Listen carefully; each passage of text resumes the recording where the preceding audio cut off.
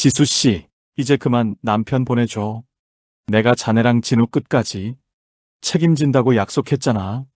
우리 친구도 하늘에서 그걸 바랄 거야.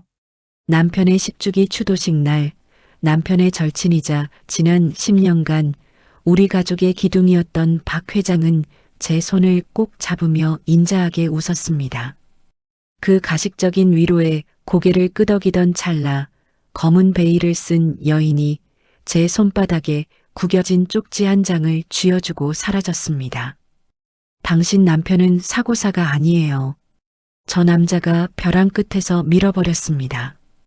쪽지를 읽는 순간 제 심장은 발치로 툭 떨어졌고 인자하던 박 회장의 웃음은 소름 끼치는 악마의 미소로 변해 보이기 시작했습니다.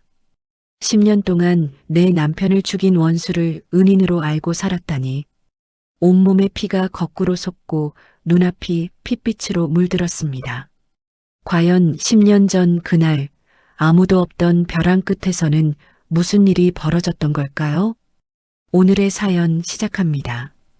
가을바람이 제법 서늘하게 목덜미를 스치고 지나가는 산사 아래에서 저는 남편의 영정 사진을 한 번 더 닦아냈습니다.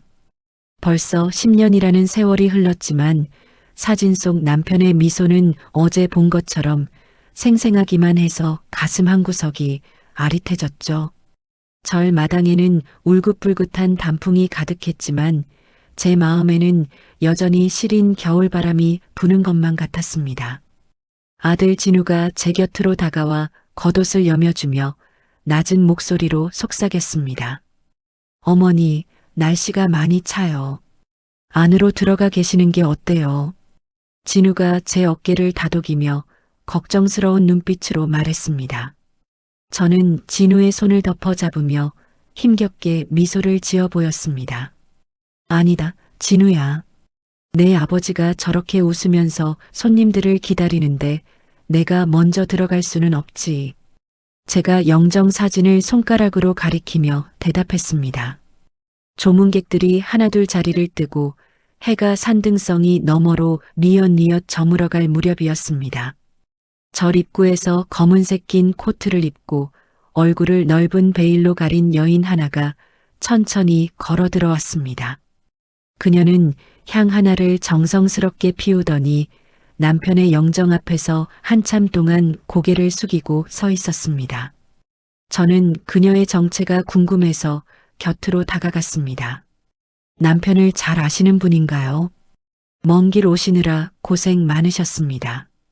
제가 그녀의 소매를 살짝 잡으려 하며 물었습니다. 여인은 대답 대신 가방 안에서 두툼한 봉투 하나를 꺼내 제 손바닥 위에 올려놓았습니다. 장갑을 낀 그녀의 손가락 끝이 파르르 떨리는 것이 느껴졌습니다. 이게 뭔가요? 조의금이라면 이미 충분히 받았습니다. 제가 봉투를 다시 돌려주려 하며 당황해서 말했습니다.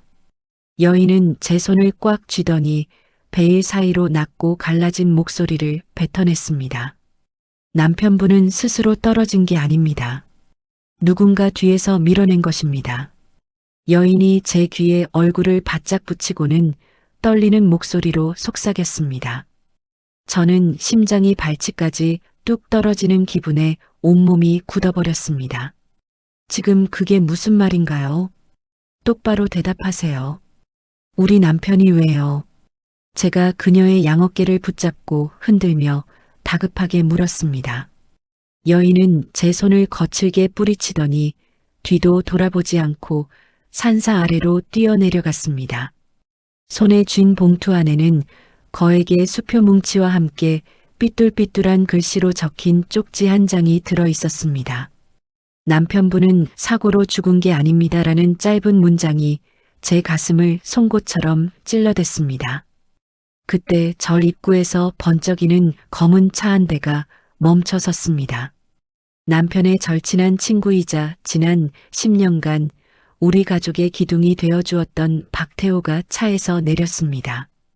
그는 화려한 조화를 앞세우며 요란하게 안으로 들어왔습니다. 지수 씨, 미안하네. 회의가 길어져서 이제야 왔어. 우리 친구가 나를 얼마나 기다렸을까? 박태호가 손수건으로 눈가를 찍어 누르며 제게 다가왔습니다. 그는 남편의 영정 앞에서 곡소리가 날 정도로 크게 통곡하며 슬퍼했습니다. 박 회장님 오신 것만으로도 감사합니다. 남편도 이해할 거예요. 제가 박태호의 등을 토닥이며 위로의 말을 건넸습니다. 그 순간 박태호가 셔츠 소매를 걷어 올리며 땀을 닦아냈습니다. 그의 왼쪽 손목 안쪽으로 깊게 패인 옅은 흉터가 제 눈에 들어왔습니다. 평소에는 시계에 가려져 보이지 않던 흉터가 오늘따라 유독 붉고 징그럽게 느껴졌습니다. 추도식을 마치고 집으로 돌아온 저는 여인이 남긴 수표의 일련 번호를 유심히 살폈습니다. 어딘가 낯익은 번호라는 생각에 남편이 쓰던 낡은 장부를 뒤져보았습니다. 놀랍게도 그 수표들은 10년 전 남편이 실종되기 사흘 전 은행에서 직접 인출했던 비밀 돈의 번호와 정확히 일치했습니다. 어머니, 장부는 왜 보고 계세요? 얼굴이 왜 이렇게 창백해요? 진우가 방 안으로 들어오며 제 이마에 손을 얹고 물었습니다. 아무것도 아니다. 그냥 옛날 생각이 좀 나서 그런다. 너는 피곤할 텐데 얼른 가서 쉬어라. 제가 장부를 뒤로 감추며 떨리는 목소리로 대답했습니다. 진우가 방을 나간 뒤 저는 남편이 남긴 유품 상자를 창고 구석에서 꺼냈습니다. 상자 밑바닥에는 남편이 늘 들고 다니던 오래된 디지털 카메라가 들어 있었습니다. 저는 떨리는 손으로 카메라 속 기록칩을 꺼내 컴퓨터에 연결했습니다. 흐릿한 사진들 사이로 마지막 날짜에 찍힌 사진 한 장이 제 숨을 멎게 만들었습니다. 어두운 벼랑 끝에서 남편과 박태호가 서로의 멱살을 잡고 격렬하게 다투는 모습이었습니다.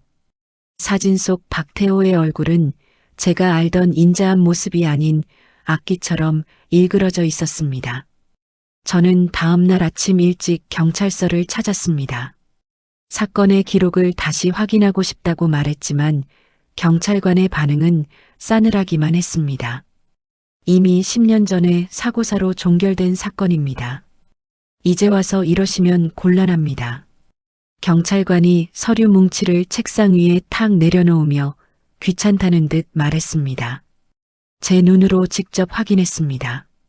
여기 이 사진을 좀 보세요. 이게 사고로 보입니까? 제가 카메라를 내밀며 간절하게 호소했습니다. 그러자 안쪽 사무실에서 덩치 큰 사내 하나가 걸어 나왔습니다. 그는 당시 남편의 사건을 담당했던 형사였는데 지금은 박태호 회장 내 보안업체 간부로 일하고 있는 사람이었습니다. 이지수 씨, 죽은 사람은 돌아오지 않습니다. 남은 아들 생각해서라도 조용히 사시는 게 좋습니다. 사내가 제 앞을 가로막으며 위압적인 눈빛으로 경고했습니다. 저는 경찰서 건물 밖으로 쫓겨나듯 밀려나왔습니다. 세상의 모든 문이 저를 향해 닫히는 것만 같은 기분에 눈앞이 캄캄해졌습니다. 집으로 돌아오니 거실에 박태호가 앉아 진우와 다정하게 이야기를 나누고 있었습니다. 그는 제가 들어오는 것을 보고 환하게 웃으며 자리에서 일어났습니다. 지수 씨, 왜 이렇게 밖으로만 돌아다녀? 건강도 안 좋은 사람이 말이야. 박태호가 제 곁으로 다가와 제 손목을 으스러질 듯 강하게 움켜쥐었습니다. 그의 눈동자 속에는 웃음기가 사라지고 서늘한 살기가 감돌고 있었습니다. 박 회장님, 여긴 어쩐 일이세요? 연락도 없이 오시고.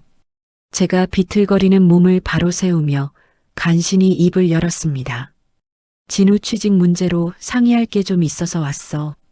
내 밑에서 일하게 되면 부족함 없이 챙겨줄 테니까 걱정 말라고.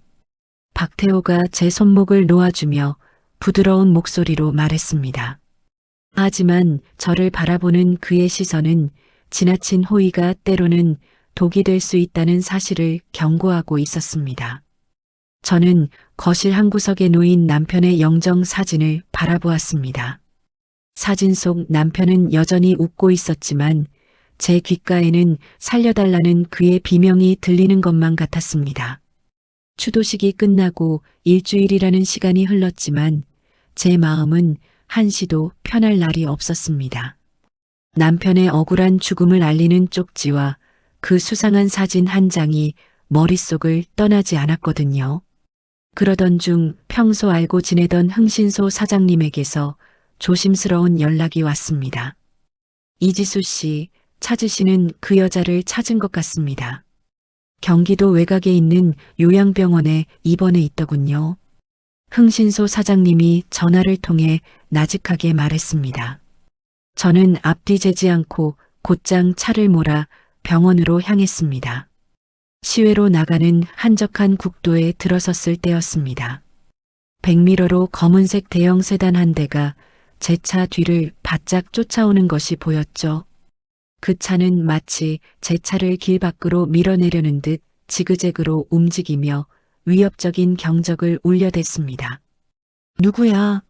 도대체 나한테 왜 이러는 거야? 제가 핸들을 꽉 움켜쥐며 비명을 질렀습니다. 차체가 좌우로 심하게 흔들릴 때마다 제 심장도 함께 요동쳤습니다.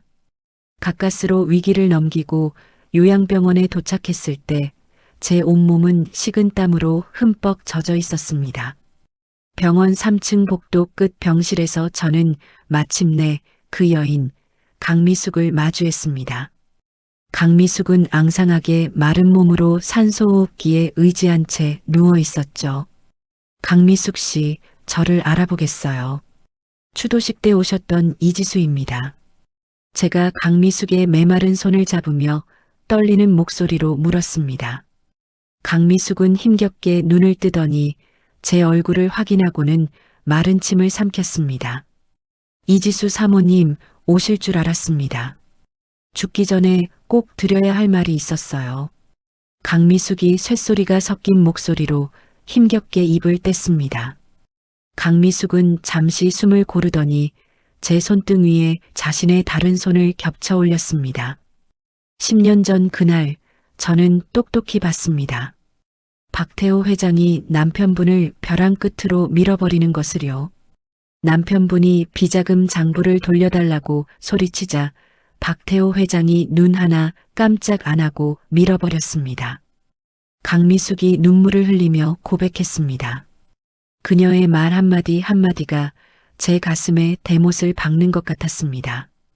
강미숙은 베개 밑에서 낡은 녹음기 하나를 꺼내 제 손에 쥐어주었습니다. 박태호 회장이 제 입을 막으려고 준 돈은 한 푼도 쓰지 않고 조의금으로 돌려드렸습니다. 이 녹음기에 그날의 대화가 다 들어있어요. 제발 남편분의 억울함을 풀어주세요. 강미숙이 제 손을 붙잡고 간절하게 애원했습니다. 저는 녹음기를 품에 안고 병원을 빠져나와 정신없이 차를 몰았습니다. 집 근처에 다다랐을 때 집 앞에 주차된 박태호의 차를 보고 저는 소스라치게 놀랐습니다. 박태호는 거실 소파에 앉아 진우와 환하게 웃으며 대화를 나누고 있었죠. 지수 씨, 이제 오는 거야. 내가 우리 진우 이번에 본사 기획팀으로 발령 내주려고 왔지. 박태호가 자리에서 일어나며 인자한 미소를 지어 보였습니다. 하지만 저를 쳐다보는 그의 눈빛은 녹음기의 행방을 묻는 것처럼 날카로웠습니다. 박 회장님, 진우는 자기 실력으로 성공할 아이입니다. 이런 호의는 부담스럽네요. 제가 녹음기가 든 가방을 등 뒤로 숨기며 차갑게 대답했습니다. 박태호는 제 곁으로 다가와 제 어깨에 손을 얹더니 귓속말로 속삭였습니다. 지수 씨, 사람이 너무 고지식하면 자식이 고생하는 법이야. 진우 앞길 막고 싶지 않으면 적당히 하는 게 좋겠어. 박태호가 제 어깨를 강하게 쥐며 경고했습니다. 그가 돌아간 뒤 저는 불안한 마음에 녹음기를 집 안에 둘 수 없었습니다. 저는 밤늦게 남편의 오랜 단골이었던 낡은 서점을 찾아갔습니다. 서점 사장님 부탁입니다. 이 물건을 며칠만 맡아주세요. 절대로 누구에게도 말하면 안 됩니다. 제가 서점 사장님의 손에 녹음기를 쥐어주며 간곡하게 부탁했습니다. 서점 사장님은 제 안색을 살피더니 고개를 끄덕이며 녹음기를 책장 깊숙한 곳에 숨겼습니다. 다음 날 아침 눈을 뜬 저는 거실 풍경을 보고 비명을 질렀습니다. 집안의 모든 가구가 뒤집혀 있고 서랍이란 서랍은 죄다 바닥에 팽개쳐져 있었거든요. 마치 누군가 굶주린 짐승처럼 집안을 샅샅이 뒤진 흔적이 역력했습니다. 어머니, 이게 다 무슨 일이에요? 강도라도 든 것 같아요. 진우가 방에서 뛰쳐나오며 엉망이 된 거실을 보고 소리쳤습니다. 진우는 바들바들 떨고 있는 제 어깨를 감싸 안으며 주위를 살폈습니다. 어머니, 아무래도 박 회장님께 연락드려야겠어요. 이런 일은 박 회장님이 잘 해결해 주실 거예요. 진우가 휴대전화를 꺼내며 박태호의 번호를 누르려 했습니다. 저는 진우의 손을 거칠게 낚아채며 휴대전화를 뺏었습니다. 안 돼. 박태호 그 사람에게는 절대로 연락하지 마라. 제가 눈을 부라리며 진우에게 소리쳤습니다. 진우는 제 돌발 행동에 당황한 듯 멍하니 저를 바라보았습니다.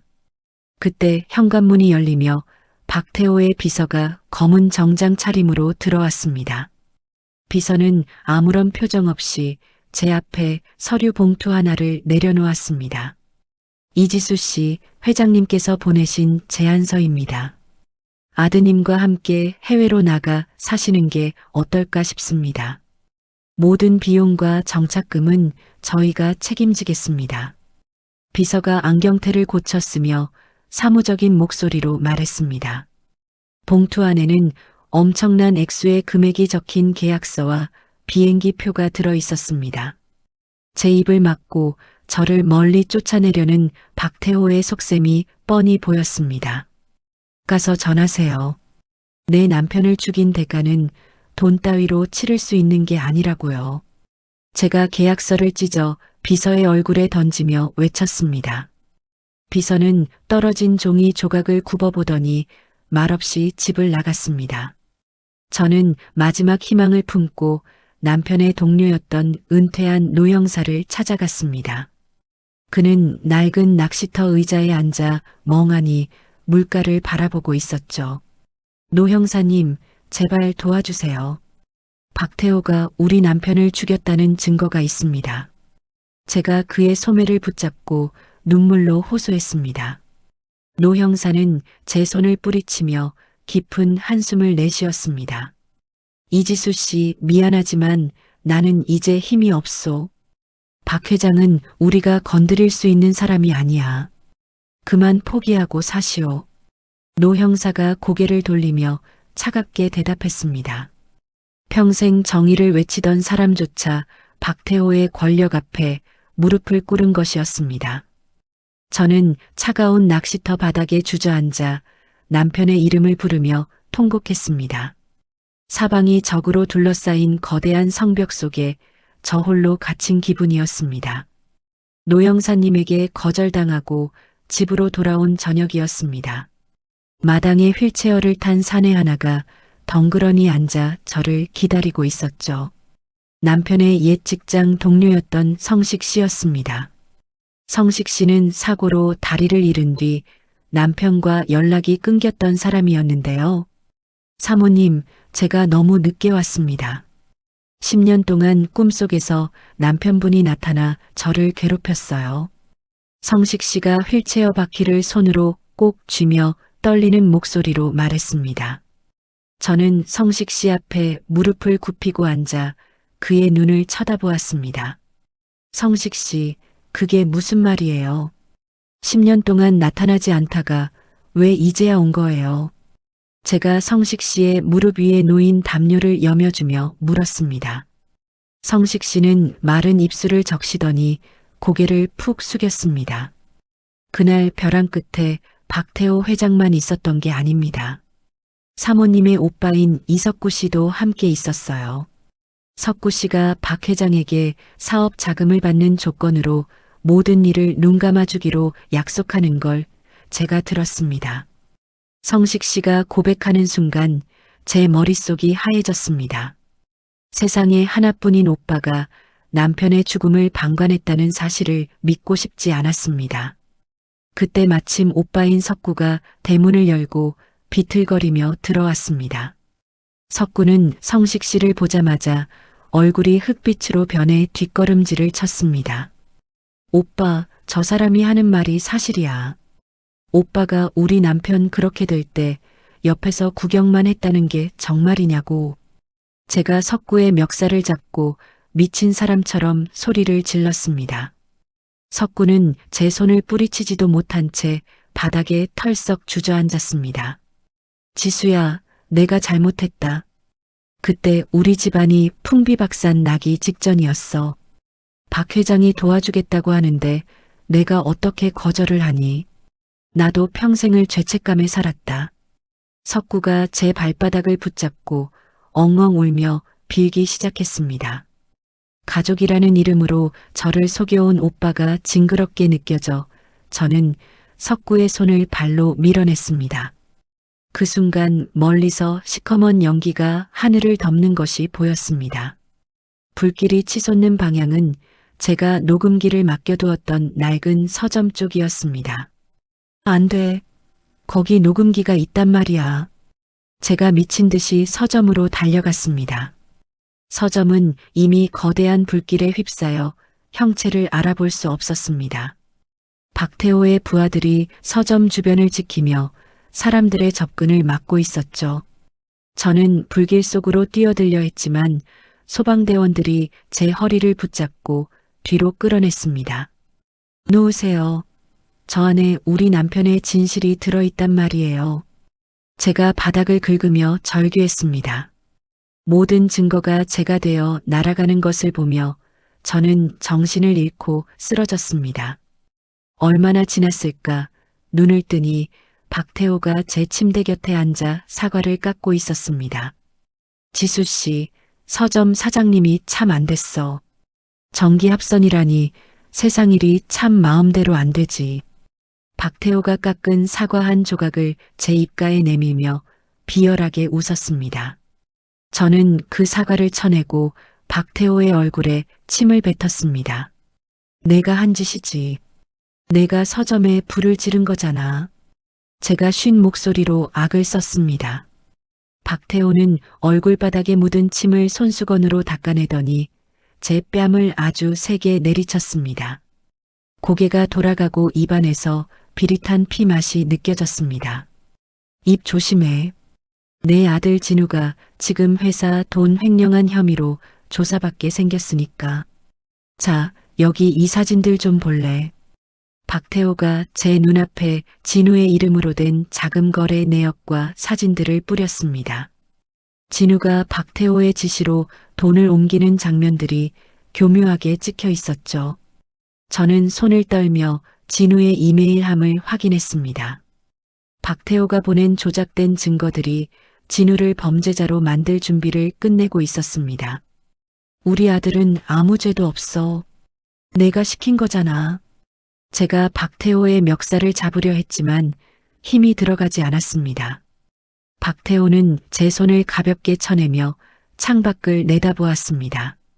강미숙 그 여자도 오늘 아침에 병원에서 죽었다더군. 이제 내 편은 아무도 없어. 그러니 조용히 떠나. 박태호가 방을 나가자 석구가 다시 들어와 제 짐을 싸기 시작했습니다. 석구는 박태호의 지시를 받은 듯 저를 억지로 일으켜 공항으로 끌고 가려 했습니다. 지수야, 제발 내 말 들어. 여기서 더 버티면 진우가 감옥에 가. 일단 나가서 기회를 보자. 석구가 제 팔을 꽉 잡고 차 뒷좌석으로 밀어 넣었습니다. 공항으로 향하는 차 안에서 저는 절망에 빠져 창밖만 바라보았습니다. 그러다 문득 남편이 생전에 늘 차고 다녔던 낡은 시계가 떠올랐습니다. 그 시계 뒷면에는 아주 작은 글씨로 숫자 조합이 새겨져 있었는데요. 남편이 죽기 전 저에게 이건 우리만의 비밀번호야라고 했던 말이 귓가에 울렸습니다. 오빠, 나 화장실 좀 다녀올게. 속이 너무 안 좋아서 그래. 공항 로비에 도착하자마자 제가 배를 움켜쥐며 말했습니다. 석구는 의심스러운 눈초리로 저를 바라보다가 화장실 입구까지 따라왔습니다. 빨리 나와라. 비행기 시간 늦으면 박 회장이 가만 안 둬. 석구가 화장실 밖에서 담배를 피우며 외쳤습니다. 저는 화장실 창문을 통해 밖으로 기어나갔습니다. 정신없이 달리고 달려 지하철역 물품 보관함 앞에 도착했습니다. 남편의 시계에 적혀 있던 번호를 누르자 보관함 문이 탁 하고 열렸습니다. 그 안에는 남편의 손때가 묻은 가죽 지갑과 작은 열쇠 하나가 들어 있었습니다. 지갑 안에는 나의 가장 소중한 지수에게라고 시작하는 남편의 편지와 작은 저장 장치가 들어 있었죠. 찾았다. 드디어 찾았어. 제가 저장 장치를 가슴에 꼭 품고 바닥에 주저앉아 눈물을 흘렸습니다. 박태호가 그토록 없애려 했던 마지막 진실이 제 손에 들어온 것이었습니다. 멀리서 석구와 박태호의 부하들이 제 이름을 부르며 달려오는 소리가 들렸습니다. 저는 저장 장치를 옷 안쪽 깊숙이 숨기고 사람들 사이로 몸을 감췄습니다. 비가 쏟아지는 밤이었지만 제 마음에는 처음으로 뜨거운 불꽃이 타오르기 시작했습니다. 다음 날 아침 8시 저는 남편의 편지에 적힌 낡은 법률사무소 건물을 찾았습니다. 비에 젖은 어깨가 무거웠지만 품 안에 품은 저장 장치의 온기가 제 심장을 뛰게 만들었죠. 사무실 문을 열자 책상 위에 서류를 가득 쌓아둔 젊은 사내가 고개를 들었습니다. 그는 제 얼굴을 보자마자 안경을 벗으며 자리에서 벌떡 일어났습니다. 이지수 사모님 되십니까? 제가 이도현 변호사입니다. 선생님께 말씀 많이 들었습니다. 도연이 책상 옆으로 걸어 나와 저를 소파로 안내하며 말했습니다. 도연은 떨리는 제 손에 따뜻한 차 한 잔을 쥐어주며 고개를 깊게 숙였습니다. 저희 남편을 아시나요? 편지에는 변호사님을 꼭 찾아가라고 적혀 있었습니다. 제가 차갑게 식은 찻잔을 만지며 도연의 얼굴을 살피고 물었습니다. 도연은 벽에 걸린 낡은 사진 한 장을 가리키며 옅은 미소를 지어 보였습니다. 선생님은 제게 아버지 같은 분이셨습니다. 부모님을 잃고 길거리에 나앉을 뻔한 저를 공부시켜 변호사로 만들어주셨죠. 지난 10년간 저는 오로지 박태호를 무너뜨리기 위해 칼을 갈아왔습니다. 도연이 캐비닛에서 두툼한 서류 뭉치들을 꺼내 탁자 위에 펼쳐놓으며 대답했습니다. 도연이 모아온 자료에는 박태호의 비자금 세탁 경로와 정계 인물들의 명단이 빼곡했습니다. 박태호는 법으로만 심판하기에는 너무 거물입니다. 그의 돈줄을 끊고 사회적 명예를 완전히 박살내야 합니다. 마침 박태호의 측근 중에 저희와 연결된 내부자가 있습니다. 도연이 서류의 한 부분을 가리키며 단호한 목소리로 설명했습니다. 그때 사무실 문이 거칠게 열리며 누군가 안으로 급하게 들어왔습니다. 저는 들어온 사람의 얼굴을 보고 소스라치게 놀라 찻잔을 바닥에 떨어뜨렸습니다. 진우야, 내가 왜 여기 있어? 너 박태호 밑에 있는 거 아니었냐? 제가 바닥에 깨진 찻잔 조각을 무시한 채 아들 진우의 팔을 잡고 외쳤습니다. 진우는 제 앞에 무릎을 꿇고 앉아 제 거친 손을 자신의 뺨에 갖다 댔습니다. 어머니, 죄송해요. 말씀드리면 어머니가 너무 위험해질까봐 숨겼습니다. 저 박 회장 밑에서 일하면서 그놈 금고 비밀번호랑 비리 장부 위치 다 알아냈습니다. 진우가 제 손등에 눈물을 뚝뚝 흘리며 진심 어린 목소리로 고백했습니다. 저는 아들이 원수의 편인 줄로만 알고 미워했던 지난날이 떠올라 아들의 얼굴을 감싸쥐었습니다. 나는 내가 정말 박태호에게 충성하는 줄 알고 가슴이 찢어지는 줄 알았다. 내 아들 진우야, 정말 고생 많았다. 제가 진우를 품에 꼭 껴안고 서럽게 울음을 터뜨렸습니다. 진우는 제 어깨를 다독이며 품 안에서 작은 쪽지 하나를 꺼내 도연에게 건넸습니다. 변호사님, 여기 박 회장이 다음 주에 받을 국가 훈장 수여식 일정표입니다. 그날이 박 회장이 가장 높이 올라가는 날이자 추락하는 날이 될 겁니다. 진우가 눈물을 닦아내며 결연한 의지를 담아 도연에게 말했습니다. 도연은 일정표를 훑어보더니 저를 향해 고개를 끄덕였습니다. 행사장 메인 화면에 박 회장의 찬양 영상 대신 사모님이 가져오신 그 영상을 틀 겁니다. 박태호를 지탱하던 모든 것이 한순간에 무너질 거예요. 도연이 제 손목을 잡고 확신에 찬 목소리로 전략을 전달했습니다. 저희는 그날부터 도연의 사무실에 은신하며 반격의 준비를 시작했습니다. 어느 날 저녁 사무실로 뜻밖의 손님이 찾아왔습니다. 바로 저를 공항으로 끌고 가려 했던 오빠 석구였습니다. 지수야, 내가 죽을 죄를 지었다. 나도 박태호 그놈 밑에서 감시당하면서 살려니까 숨이 막혀서 못 살겠다. 내가 행사장 보안팀이니까 너희 몰래 들여보내줄게. 석구가 문가에 서서 머리를 극적이며 조심스럽게 입을 뗐습니다. 저는 오빠의 눈에서 진심 어린 참회를 읽고 그의 손을 잡아주었습니다. 오빠, 이제라도 남편에게 미안한 마음이 들었다면 그걸로 됐어.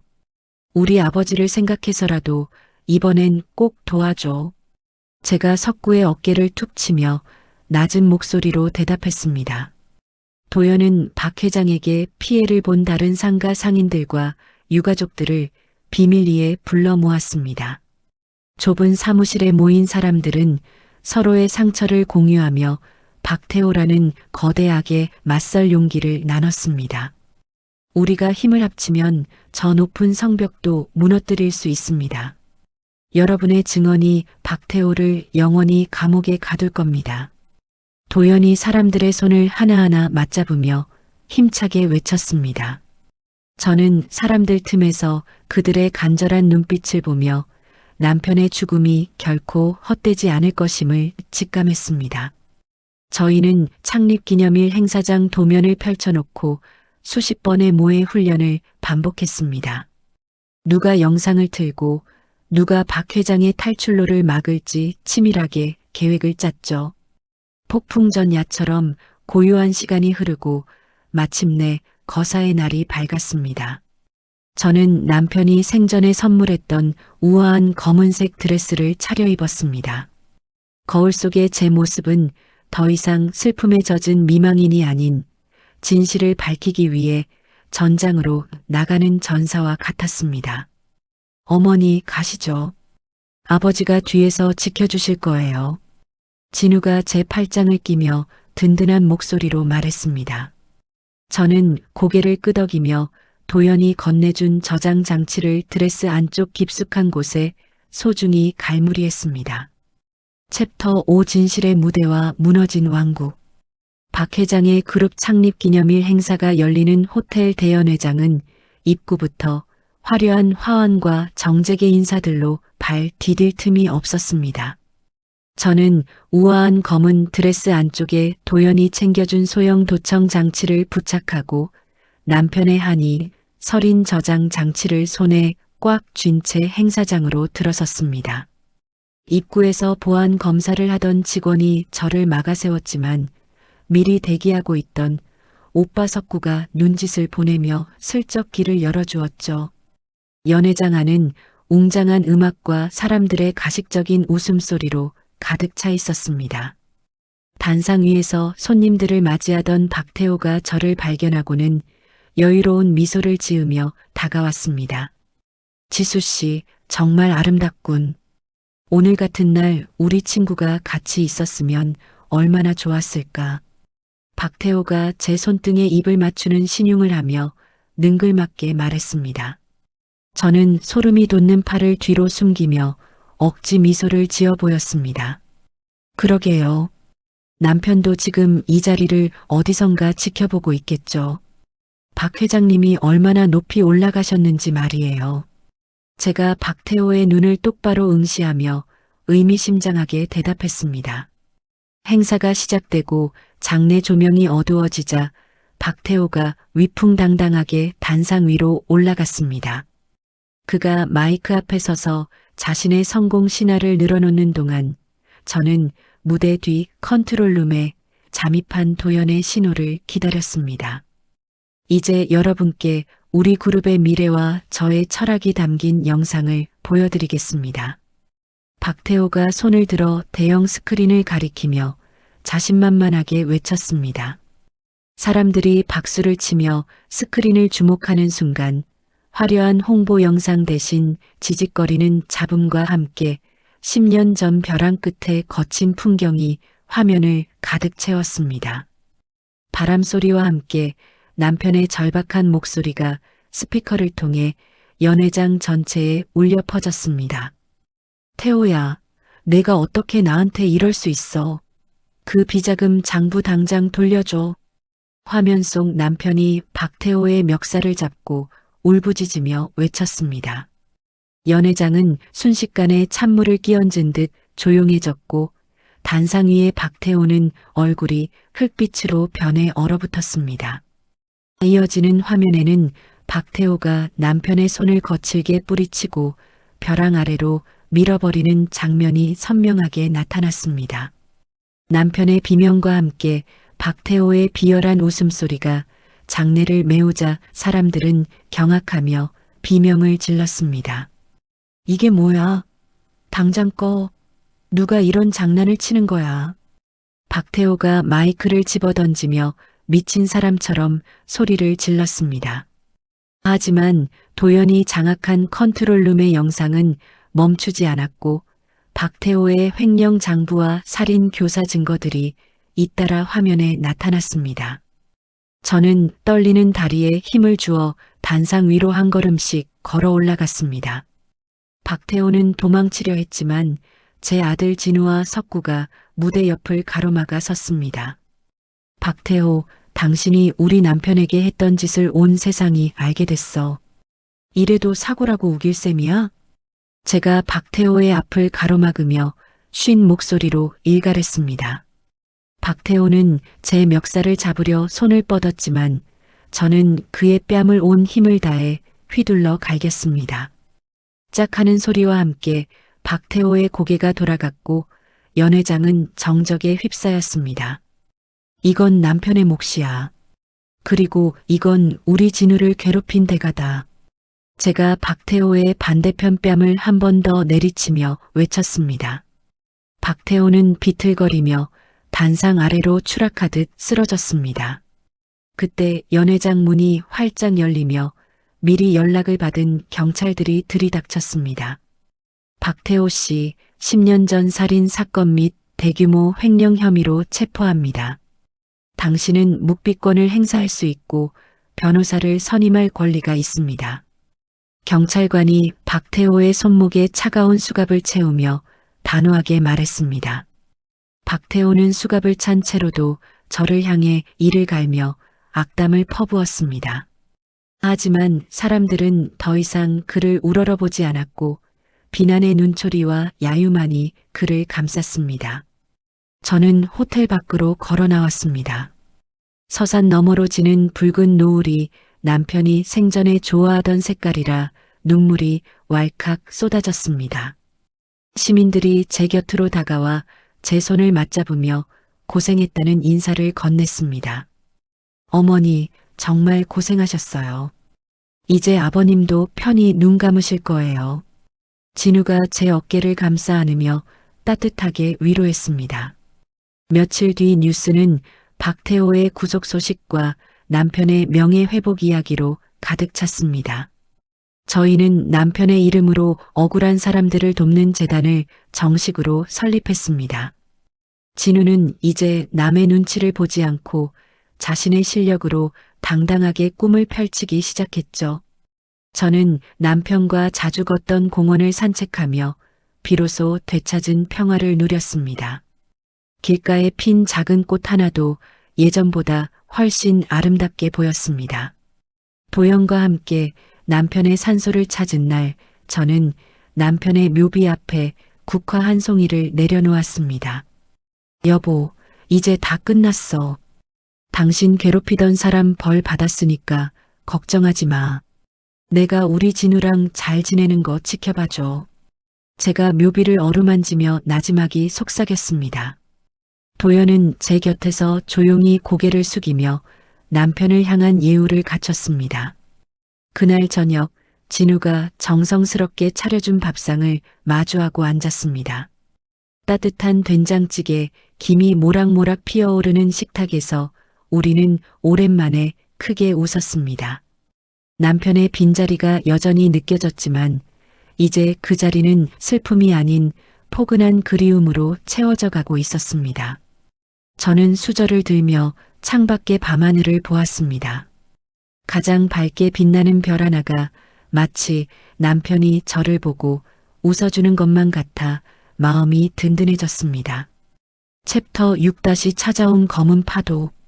남편의 명예를 회복하고 이제야 다리를 뻗고 잘 수 있겠다고 생각한 순간이었습니다.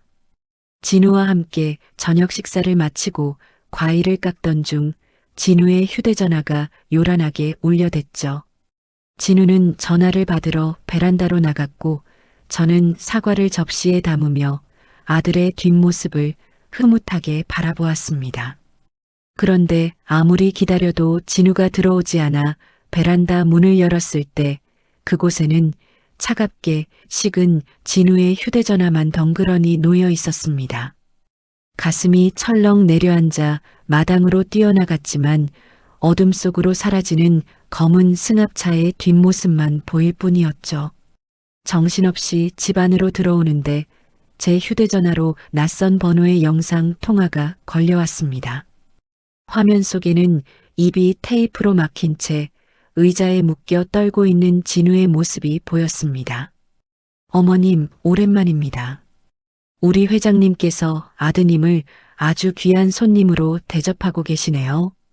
과거 박태호의 보안팀장이었던 사내가 카메라를 향해 비열하게 웃으며 말했습니다. 저는 휴대폰을 쥔 손을 부르르 떨며 소리쳤습니다. 이 천벌을 받을 인간들아, 우리 진우 당장 내놓지 못해? 제가 거실 바닥에 주저앉아 목이 터져라 외쳤습니다. 보안팀장은 제 비명소리가 즐겁다는 듯 낄낄거리며 말을 이어갔습니다.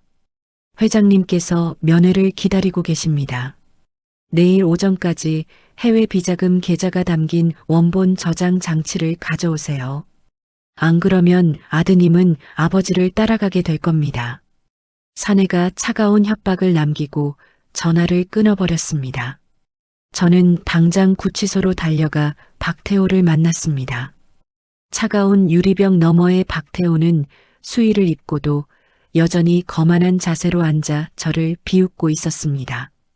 지수 씨, 안색이 안 좋네. 내 부탁 하나 들어주는 게 그렇게 힘든 일인가? 박태호가 수갑을 찬 손을 까닥거리며 여유롭게 말했습니다. 박태호, 내가 인간이야. 우리 남편을 죽인 것도 모자라 이제 내 아들까지 건드려. 제가 유리벽을 주먹으로 쾅쾅 내리치며 울부짖었습니다. 박태호는 제 고통을 즐기듯 눈을 가늘게 뜨고 나직하게 속삭였습니다. 내일 아침까지야. 벼랑 끝으로 가져와. 알지? 내 남편이 마지막으로 경치를 구경했던 그곳 말이야. 구치소를 나오던 길에 저는 갑자기 가슴을 부여잡고 길바닥에 쓰러졌습니다. 심장이 마치 칼로 도려내는 듯한 통증이 느껴졌고 눈앞이 하얗게 멀어져 갔죠. 정신을 차렸을 때는 하얀 병원 천장이 보였고 도연이 제 침대 곁에서 안절부절 못하고 있었습니다. 사모님, 절대 안정을 취하셔야 합니다. 심장 질환이 급격히 악화되셨어요. 지금 당장 수술하지 않으면 생명이 위험합니다. 도연이 제 손을 꼭 잡으며 간절한 어조로 말했습니다. 저는 도연의 손을 뿌리치고 산소호흡기를 거칠게 떼어냈습니다. 도연 씨, 내 아들이 죽어가는데 내가 어떻게 여기 누워 있어? 내가 죽어도 우리 진우는 살려야 해. 제가 침대에서 내려오려 비틀거리며 대답했습니다. 간호사들이 달려와 저를 말렸지만 저는 그들을 밀치고 병원 문을 나섰습니다. 차를 몰아 남편이 사고를 당했던 그 벼랑 끝으로 향하는 동안 하늘은 무섭게 소용돌이치기 시작했습니다. 태풍이 상륙한다는 뉴스가 라디오에서 흘러나왔고 거센 빗줄기가 차 앞유리를 사정없이 때렸습니다. 벼랑 끝에 도착하자 검은 우비를 입은 사내가 진우를 밧줄로 묶어 난간 끝에 세워두고 있었습니다. 왔습니까? 물건은 가져왔겠지. 사내가 칼을 만지작거리며 제게 다가와 물었습니다. 저는 품 안에서 가짜 저장 장치가 든 가방을 꺼내 보이며 소리쳤습니다. 진우부터 풀어줘. 그러면 이 가방을 넘기겠다. 제가 빗물에 젖어 엉망이 된 얼굴로 외쳤습니다. 사내는 가방을 낚아채더니 그 안에 든 저장 장치를 휴대기기에 연결했습니다. 잠시 후 사내의 얼굴이 험악하게 일그러지며 저를 향해 성큼성큼 다가왔습니다. 이게 날 속여. 빈 껍데기뿐이잖아.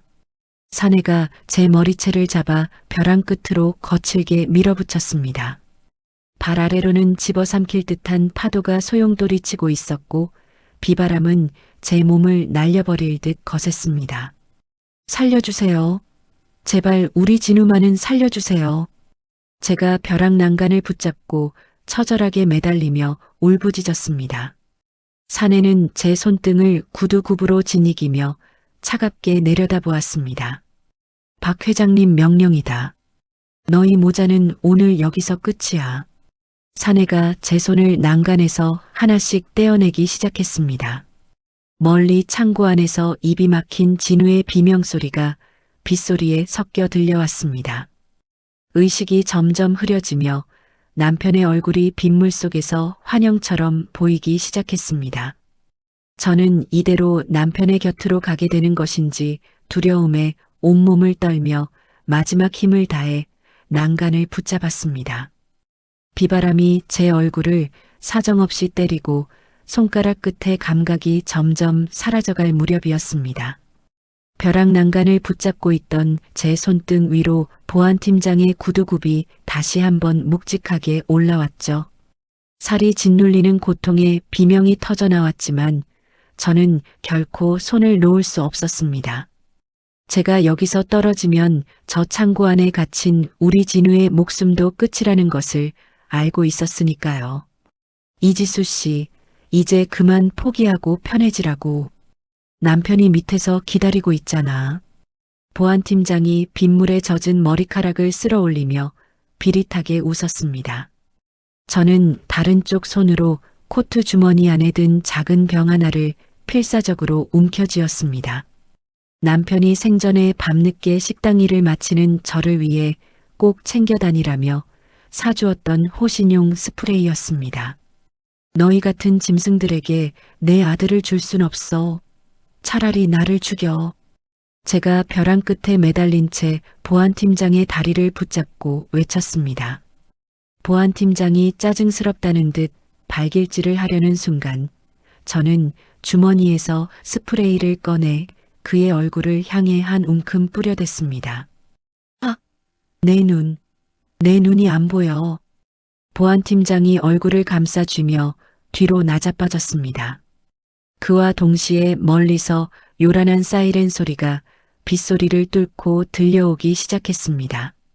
산 아래 도로를 따라 수십 대의 경찰차 불빛이 번쩍이며 벼랑 위로 달려오고 있었죠. 제 주머니 속에 있던 무전기에서 이도현 변호사의 다급한 목소리가 흘러나왔습니다. 이지수 사모님, 조금만 더 버티세요. 경찰 특공대가 진우 씨가 갇힌 창고를 포위했습니다. 도연이 무전기 너머로 목이 터져라 소리쳤습니다. 저는 그 목소리를 듣고 나서야 손에 힘이 풀리며 벼랑 위로 몸을 끌어올릴 수 있었습니다. 경찰들이 들이닥쳐 비명을 지르는 보안팀장의 손목에 수갑을 채웠습니다. 저는 비틀거리며 아들이 갇혀 있는 창고를 향해 기어갔습니다. 진우야, 진우야 어디 있니? 엄마 왔다. 제가 창고 문을 두드리며 피 맺힌 목소리로 불렀습니다. 잠시 후 창고 안에서 경찰들의 부축을 받으며 진우가 걸어 나왔습니다. 입에 붙은 테이프를 떼어낸 진우가 저를 보자마자 바닥에 무릎을 꿇고 통곡하기 시작했습니다. 어머니, 저 때문에 이게 무슨 고생이에요. 제가 다 잘못했어요. 진우가 제품으로 뛰어들며 제 젖은 얼굴을 닦아주었습니다. 저는 아들의 얼굴을 어루만지며 안도의 눈물을 흘리다 그대로 정신을 잃고 말았습니다. 얼마나 시간이 흘렀을까 다시 눈을 떴을 때는 병원의 자극적인 소독약 냄새가 코끝을 찔렀습니다. 제 침대 옆에는 도연과 진우 그리고 뜻밖의 인물이 앉아 있었습니다. 사모님, 정신이 드십니까? 저 강미숙입니다. 저 살아있어요. 강미숙이 환자복을 입은 채 제 손을 잡으며 눈물을 글썽였습니다. 저는 죽은 줄로만 알았던 강미숙의 모습에 깜짝 놀라 상체를 일으키려 했습니다. 강미숙 씨, 이게 어떻게 된 일이에요? 박태호가 분명히 당신이 죽었다고 했는데 제가 떨리는 목소리로 강미숙에게 물었습니다. 곁에 있던 도연이 제 어깨를 지그시 누르며 차분하게 설명했습니다. 박태호가 손을 쓰기 전에 제가 미리 강미숙 씨를 안전한 곳으로 빼돌렸습니다. 사망 소식은 박태호의 방심을 유도하기 위해 제가 만든 가짜 뉴스였죠. 강미숙 씨가 이번 납치 사건의 결정적인 은신처 정보를 경찰에 제보해 주셨습니다. 도연이 안경을 고쳤으며 제게 미소를 지어 보였습니다. 저는 강미숙의 손을 꽉 쥐며 고맙다는 인사를 수백 번도 넘게 건넸습니다.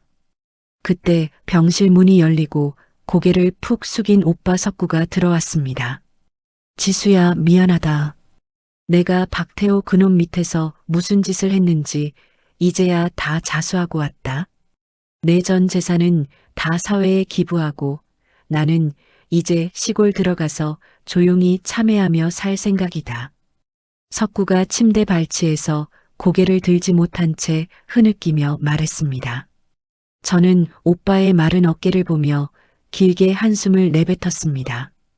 오빠, 이제라도 진실을 말해줘서 고마워. 남편에게 가서 꼭 사죄해. 그게 내가 오빠에게 바라는 마지막이야. 제가 석구의 손등을 툭 치며 낮은 목소리로 대답했습니다. 석구는 고개를 끄덕이더니 병실을 나갔고 얼마 뒤 텔레비전 뉴스에서는 박태호의 최종 판결 소식이 흘러나왔습니다. 살인 교사와 납치 선동 죄목이 추가된 박태호는 법정 최고형에 가까운 중형을 선고받았습니다. 그가 수갑을 찬 채 법정을 빠져나가며 소리를 지르는 모습이 화면 가득 비쳤습니다. 박 회장님, 이제 당신의 세상은 끝났습니다. 평생 감옥에서 사죄하며 사세요. 진우가 텔레비전을 끄며 단호하게 말했습니다. 의사 선생님이 병실로 들어와 제 상태를 살피더니 환하게 웃었습니다. 심장 수술이 아주 잘 됐습니다. 이지수 씨의 살고자 하는 의지가 기적을 만드셨네요. 이제 일주일 뒤면 퇴원하셔도 좋습니다. 의사 선생님이 차트를 보며 기분 좋은 소식을 전해주었습니다. 저는 퇴원하는 날 아들의 팔짱을 끼고 병원 문을 나섰습니다. 눈부신 햇살 아래에서 도연과 강미숙이 우리를 기다리고 있었죠. 어머니, 우리 아버지가 그토록 가고 싶어 하셨던 바다 여행 지금 바로 갈까요?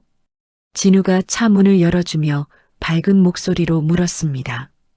저는 고개를 끄덕이며 차 뒷좌석에 앉아 남편의 사진이 든 지갑을 만졌습니다. 비바람은 멎었고 이제 제 앞에는 평화로운 수평선만이 펼쳐져 있었습니다. 남편의 명예가 완전히 회복되고 박태호가 법의 엄중한 심판을 받은 지 어느덧 반년이라는 시간이 흘렀습니다. 계절은 서늘한 바람을 지나 어느새 만물이 생동하는 따스한 계절로 바뀌어 있었죠. 저는 진우와 함께 남편이 잠들어 있는 산소를 다시 찾았습니다. 예전에 초라했던 비석을 치우고 햇살을 받으면 하얗게 빛나는 새 비석을 남편 앞에 세워주었습니다. 진우야, 이 문구 어떠니? 내 아버지가 평생 지키려고 했던 가치가 담긴 것 같아서 골라봤는데, 제가 비석에 새겨진 진실을 사랑한 사람, 우리 가문의 자존심이라는 문구를 손으로 어루만지며 물었습니다. 진우는 제 곁에서 국화 한 송이를 정성스럽게 놓으며 고개를 끄덕였습니다. 어머니, 정말 마음에 들어요. 아버지가 이 글귀를 보시면 쑥스러워서 껄껄 웃으실 것 같아요. 진우가 제 어깨를 감싸 안으며 듬직한 목소리로 대답했습니다. 남편의 묘역을 정리하고 내려오는 길에 저는 지난 10년간 가슴을 짓눌렀던 무거운 돌덩이가 완전히 사라진 기분을 느꼈습니다. 저는 그 길로 제가 새로 문을 연 시니어 고민 상담소로 향했습니다. 남편이 생전에 늘 말했던 억울한 사람들의 이야기를 들어주는 공간을 드디어 마련한 것이었죠. 사모님, 어서 오세요. 오늘 첫 번째 상담 예약하신 분이 벌써 와서 기다리고 계세요. 강미숙 씨가 상담소 앞마당을 쓸다가 저를 보고 환하게 웃으며 말했습니다. 그녀는 이제 우리 상담소의 든든한 자원봉사자로 합류하여 저와 매일 일상을 함께하고 있었죠. 미숙 씨, 벌써요? 제가 너무 늦었나 보네요. 얼른 들어가서 차부터 한 잔 대접해 드려야겠어요. 제가 가방을 고쳐 매며 상담소 안으로 서둘러 발걸음을 옮겼습니다. 상담소 게시판에는 전국 각지에서 보내온 감사 편지들이 빼곡하게 붙어 있었습니다. 그 편지들을 읽을 때마다 제가 받은 도움을 세상에 돌려주는 보람으로 하루가 짧게만 느껴졌습니다. 점심시간이 되자 이도연 변호사가 사무실 식구들과 함께 저희 상담소를 찾아왔습니다. 진우는 이제 도연의 법률사무소에서 사무장으로 일하며 사회적 약자를 돕는 법을 배우고 있었죠. 어머니, 오늘은 도연 형님이 맛있는 거 사주신대요. 상담소 식구들 다 같이 나가요. 진우가 제 사무실 문을 열고 들어와 장난기 섞인 목소리로 외쳤습니다. 도연은 뒤따라 들어오며 쑥스러운 듯 머리를 극적였습니다. 사모님, 진우가 일을 너무 잘해서 제가 덕을 많이 봅니다. 오늘 점심은 제가 꼭 대접하고 싶습니다. 도연이 제 앞에 정중하게 인사하며 부드러운 목소리로 말했습니다. 저는 책상 서랍 안에서 미리 준비해둔 작은 상자 하나를 꺼내 도연에게 내밀었습니다. 변호사님, 이건 우리 남편이 가장 아끼던 시계예요. 10년 동안 멈춰있던 걸 이번에 깨끗하게 고쳤습니다. 변호사님께 드리고 싶었어요. 제가 상자를 열어 반짝이는 손목시계를 도연에게 건네며 대답했습니다. 도연은 잠시 멍하니 시계를 바라보다가 제 두 손을 꼭 잡았습니다. 이 귀한 걸 제가 받아도 될지 모르겠습니다. 선생님의 뜻을 이어받아 부끄럽지 않은 법조인이 되겠습니다. 도연이 시계를 손목에 차보며 감격에 젖은 목소리로 약속했습니다. 식사를 마치고 저희 가족은 남편이 숨을 거두었던 그 벼랑 끝을 찾았습니다. 그곳은 이제 무서운 사고 현장이 아니라 남편을 기리는 작은 추모공원으로 변해 있었습니다. 튼튼한 안전 펜스가 설치되어 다시는 누구도 이곳에서 슬픈 일을 겪지 않도록 제가 직접 세심하게 관리하고 있었죠. 여보, 이제 정말 당신을 보내주려고 해. 그동안 붙잡고 있어서 미안했어. 이제 저 하늘 위에서 편히 쉬어. 제가 남편에게 쓴 마지막 편지를 작은 불씨에 태워 날려보내며 나지막이 속삭였습니다. 제가 되어 날아가는 편지가 마치 남편의 마지막 인사처럼 허공을 맴돌다 바다로 사라졌습니다. 다시 계절이 바뀌어 진우의 결혼식 날이 밝았습니다. 식장 맨 앞자리에는 남편의 사진과 함께 그가 좋아하던 화사한 꽃바구니가 놓여 있었죠. 진우야, 저기 아버지가 너 보고 계신다. 오늘따라 사진 속 아버지가 더 크게 웃고 있는 것 같지 않니? 제가 진우의 넥타이를 반듯하게 고쳐 매주며 떨리는 목소리로 물었습니다. 진우는 눈가에 맺힌 눈물을 닦아내며 제 손을 꽉 쥐었습니다. 네, 어머니. 아버지가 제 손을 잡아주시는 것 같아요. 저 정말 행복하게 잘 살게요. 진우가 신부의 손을 잡고 버진 로드를 걸어가는 뒷모습을 보며 저는 참았던 눈물을 터뜨렸습니다. 길고 긴 어둠의 터널을 지나 비로소 마주한 찬란한 햇살이 우리 가족을 비추고 있었습니다. 결혼식을 마치고 노을이 지는 집 베란다에 홀로 앉아 차 한 잔을 마셨습니다. 붉게 타오르는 하늘을 보며 저는 10년 전 추도식에 나타났던 그 익명의 기부자를 떠올렸습니다.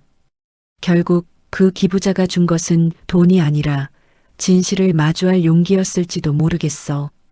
제가 찻잔에 비친 제 얼굴을 보며 혼잣말처럼 조용히 은조렸습니다. 어둠이 내려앉은 하늘에 남편을 닮은 별 하나가 유독 반짝이며 저를 내려다보고 있었습니다. 저는 이제 더 이상 과거의 유령을 뒤쫓지 않기로 했습니다. 내일 아침 상담소에 찾아올 사람들의 이야기를 들어줄 준비를 하며 저는 평온한 잠을 청하기 위해 침대에 누웠습니다. 창밖으로 들려오는 잔잔한 파도 소리가 남편의 자장가처럼 포근하게 제 방 안을 가득 채웠습니다. 10년이라는 긴 세월 동안 가슴에 깊이 맺혔던 응어리가 풀리는 과정을 보며 여러분은 어떤 생각이 드셨나요? 지수 씨는 남편을 잃은 슬픔과 박 회장의 거대한 위선 속에서도 결코 진실을 포기하지 않았습니다. 그 간절하고 단단한 마음이 있었기에 억울한 남편의 명예를 회복하고 소중한 아들과 함께 평화로운 일상을 다시 꽃피울 수 있었던 것이겠죠. 때로는 세상이 불공평하고 진실이 영영 묻히는 것만 같아 절망스러울 때도 있습니다. 하지만 지수 씨의 이야기처럼 용기 내어 한 걸음씩 나아가다 보면 결국 어둠은 거치고 정의는 제자리를 찾기 마련입니다. 이제는 무거운 짐을 내려놓고 남편과의 추억을 따뜻한 그리움으로 간직하게 된 지수 씨의 앞날에 오직 밝은 햇살과 평온함만 가득하기를 진심으로 응원합니다. 여러분도 오늘 하루 내 곁을 지켜주는 소중한 사람들과 따뜻한 마음 나누는 시간 보내시길 바랍니다. 이야기를 끝까지 들어주신 분이 계시다면 잘 들었다고 댓글 하나만 남겨주세요. 감사합니다.